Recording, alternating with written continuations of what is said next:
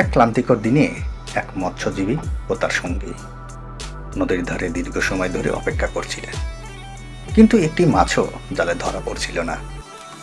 সূর্য ঢলে পড়ার সঙ্গে সঙ্গে তাদের সুস্বাদু রাতের খাবারের আশা ক্ষীণ হয়ে আসছিল। হঠাৎ মৎস্যজীবীর ছিপ কেঁপে উঠল। তিনি দ্রুত টেনে তুললেন এবং দেখলেন একটি বড় মাছ ধরা পড়েছে। আনন্দে উজ্জ্বল হয়ে উঠল তার মুখ, কারণ এই মাছ দুজনের জন্য যথেষ্ট ছিল। সন্ধ্যা নেমে এলে তারা মাছ নিয়ে বাড়ির পথে রওনা দিলেন। ঠিক তখনই দেখলেন এক দরিদ্র ব্যক্তি আবর্জনার স্তূপে খাবারের সন্ধান করছে। মৎস্যজীবী থেমে তাকে ডাকলেন, ভাই, কেন এখানে খাবার খুঁজছেন? লোকটি লজ্জিত ভঙ্গিতে মুখ তুলে বলল, আজ কাজে যেতে পারিনি, তাই ঘরে খাবার কিছু নেই। আমার ছোট্ট মেয়েটা সারাদিন অভুক্ত। বাধ্য হয়েই এখানে খুঁজতে এসেছি, যদি কিছু খেতে পারি। মৎস্যজীবী কিছুক্ষণ চুপ করে রইলেন, তারপর নিজের কষ্ট অর্জিত মাছের দিকে তাকালেন, মৃদু হাসলেন এবং সেটি দরিদ্র লোকটির হাতে তুলে দিয়ে বললেন, এটা নিয়ে যান, আপনার মেয়েকে খাওয়ান। আমি বিশ্বাস করি উপরওয়ালা আমাদের জন্য অন্য কিছু ব্যবস্থা করবেন।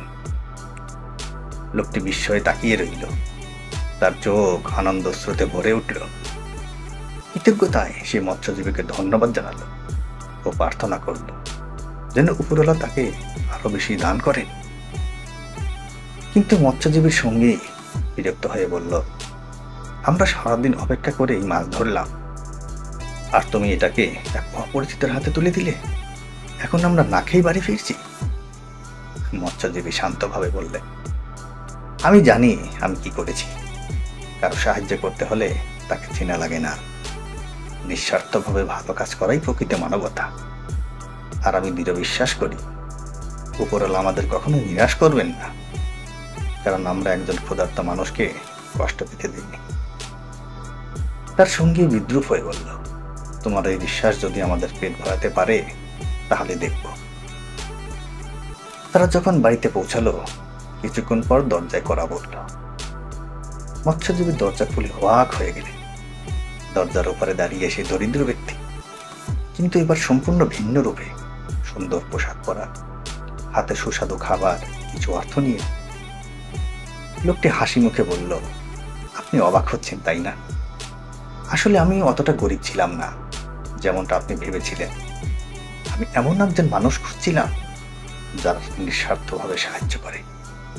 আপনার মধ্যে আমি প্রকৃতির দয়া উদারতা দেখেছি, তাই এটা আপনার প্রতিদান।